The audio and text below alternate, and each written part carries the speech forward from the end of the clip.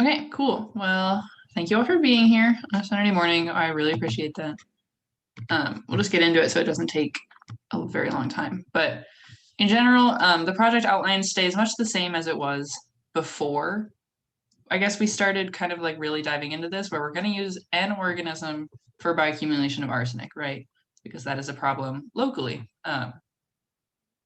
So that being said, I guess Emma and I were looking through a lot of past iGEM projects, and in E. coli, they've pretty much got this system down. I mean, like it accumulates to pretty high levels. It doesn't really die at high levels. And in 2019, just about, teams started working with, I'm not going to say it right, Demona, I don't know, clammy. It's a microalgae.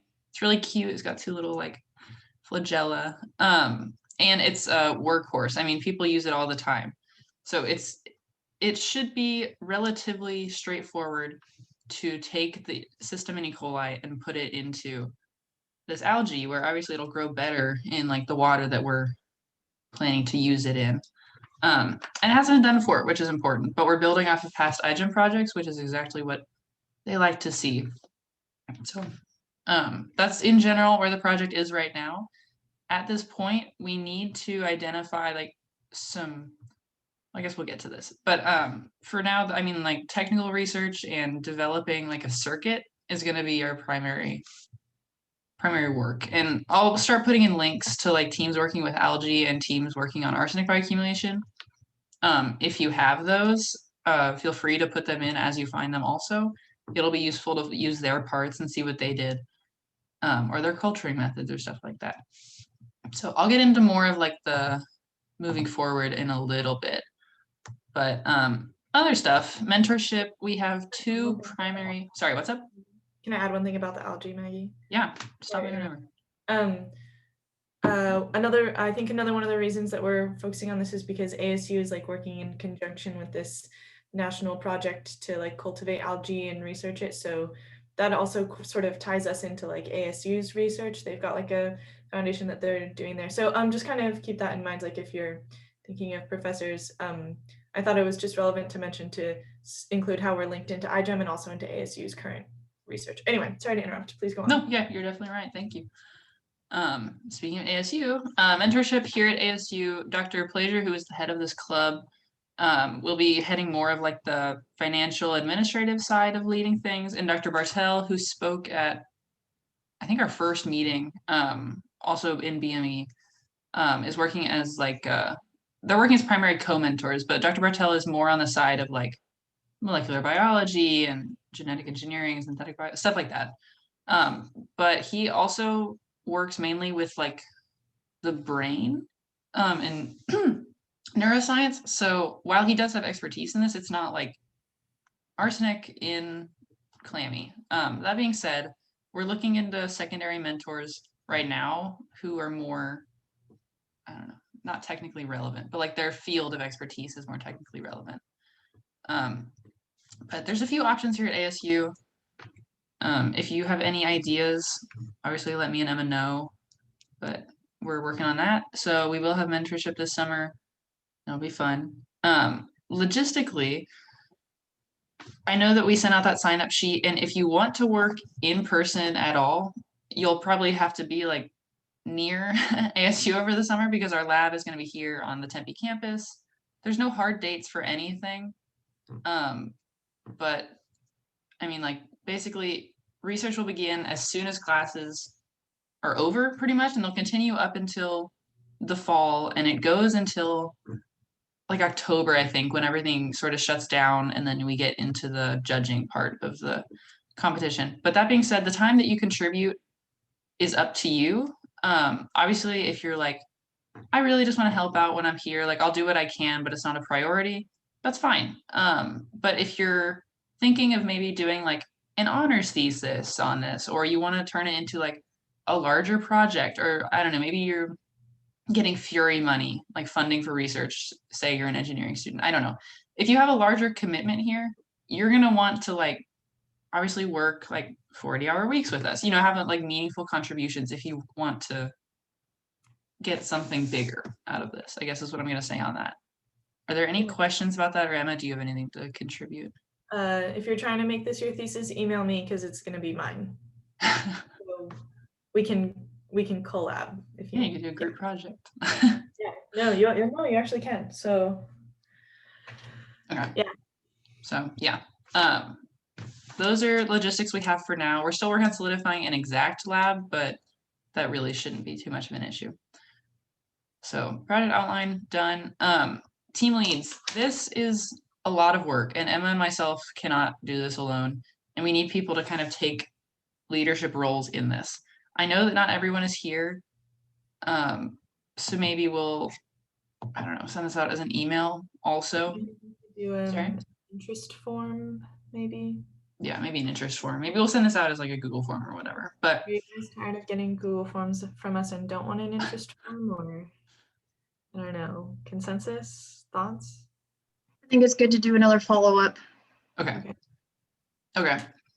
So what we're thinking is we have like teams. Obviously, it's not solidified where if you're working on the in-lab team, you can't work on the analysis team. Everyone's going to be doing a little bit of everything.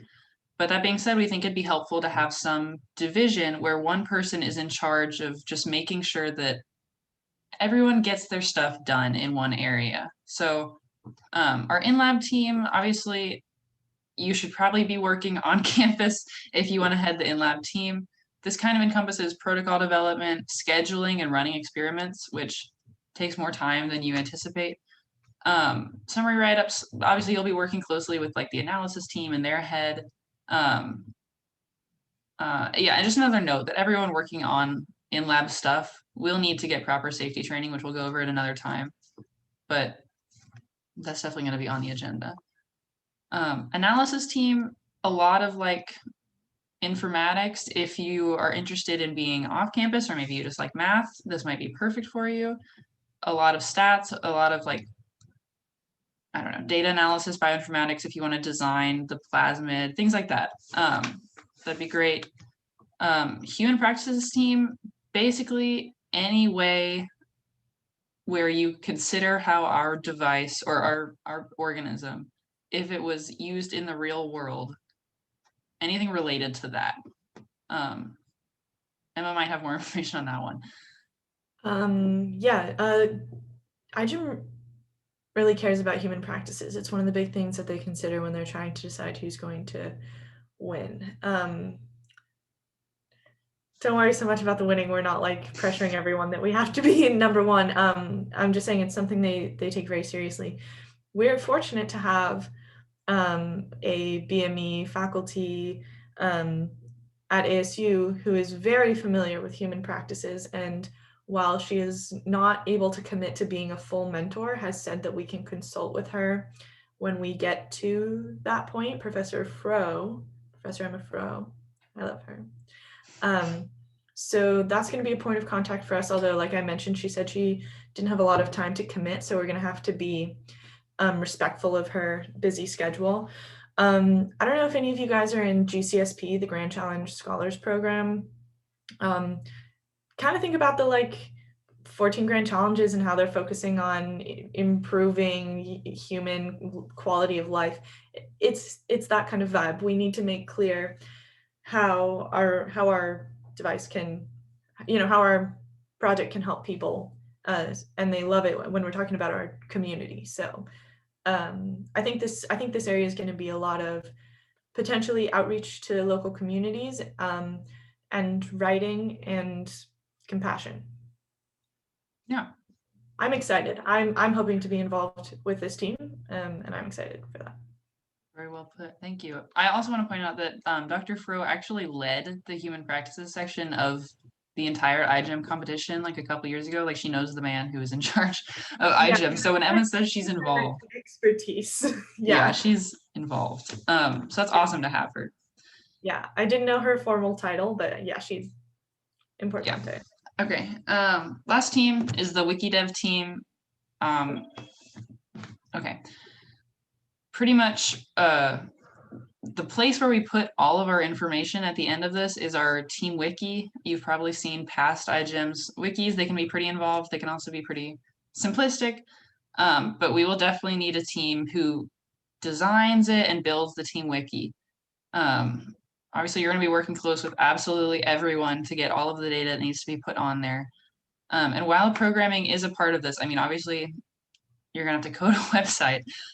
You don't need past experience. If you're only interested in like design, that's fine. You could just be a creative lead for the wiki dev team, you know, and we do have programmers who are willing to help with us. So they can put your ideas into action. But I guess if it makes more sense to just send out like a Google form instead of just talking through this, we can do that. Okay. But yeah, we'll need to get these assigned relatively soon. I guess just before summer. What's up? Have you guys seen the like wiki? Because I'm trying to pull up the other clammy one right now to show you guys if you haven't. Yeah, we can look at that.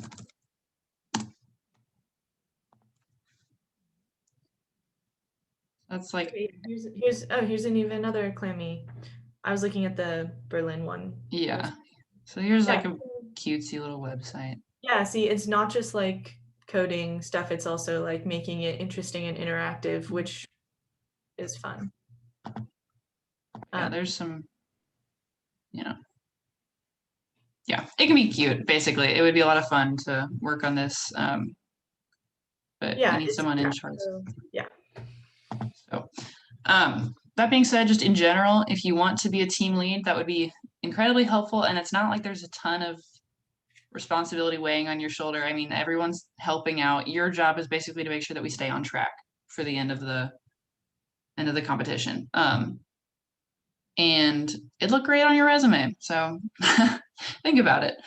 Okay, finally, like I said, I want to get you out of here quickly. Remainder of the semester, what we want to get done is we want to have recurring weekly meetings, probably like half an hour every week, just to talk through, to keep everyone updated on what's going on.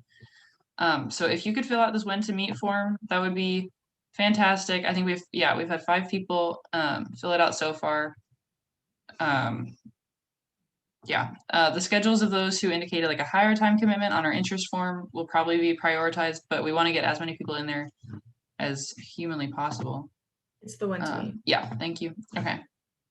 So the link is in the chat. Thank you, Emma. And yeah, that's pretty much it. We want it during the weekday because obviously you guys don't want to be here on a Saturday, and our mentors, our professors, have families and definitely don't want to be here on a Saturday.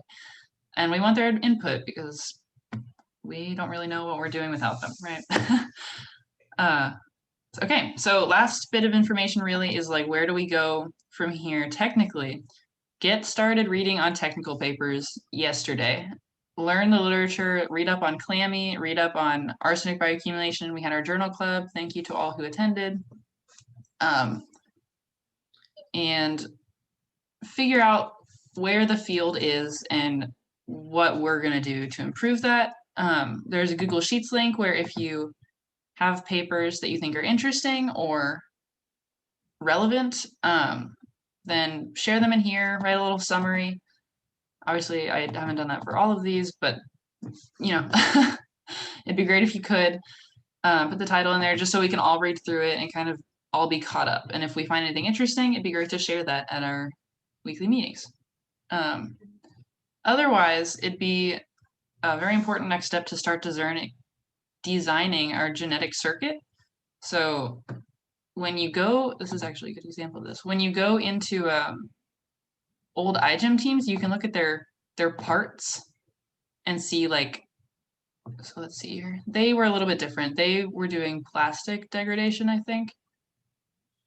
But so here's like a promoter for clammy. Maybe we want to use that so you can click on it, see exactly what it does. Works in MoClo, which is modular cloning, I believe, and figure out like what are level 2, level 1, level 0 parts, and how do they work with MoClo. Just learn about it through other iGEM projects because we will also be using BioBricks in this competition. And we can start doing like also, sorry, also when you're reading technical papers, if a particular protocol seems particularly applicable, or you think we might make use of, you can make note of that too. That would be incredibly helpful for when we're building our protocols, because like, I don't know about you, but I can't build a proper protocol off the top of my head. So we'll be feeding from other resources. Yeah, that and all of these, like on their team wiki, they will have somewhere, they'll have their notebook and all of their experiments, and they'll tell you like what they did on what day, what they'll put their protocols in here. So like, oh, this is how I do a Western blot. This is how they did it. Also incredibly useful. But yeah, look through old iGEM team projects. And yeah, last thing, we need to design this genetic circuit. I was gonna start a Jamboard probably, so we can start drawing out ideas. Maybe everyone gets their own sheet. You can look at what other people are doing, like leave post-note comments. Like, hey, I don't think that promoter works in Clammy. It might be E. coli specific. I don't know. Stuff like that. But get started thinking about it. Sound good? Okay, awesome. We will be sending out a team lead interest form. Again, don't let this scare you off. It shouldn't be a huge deal, and we'd really, really appreciate someone taking some responsibility and helping out the team, especially if you're interested in like a higher workload. Okay, are there any questions or anything that I might have missed? Things that are still scary. Don't forget about designing our potential circuit also, because we're going to have people like Dr. Bartel who actually know what they're doing look over it also once we've given it a shot. So yeah, absolutely. Our weekly meetings will be basically like, hey, can we do this? And they'll say no, or yeah, absolutely. So errors are okay. I had a meeting with them the other day and I felt like a total idiot. So it'll happen, but we'll learn together. Okay. I don't know if you guys have met Dr. Bartel. He's he has a very positive attitude about learning. So I think he'll be an excellent mentor. Okay. I will stop recording.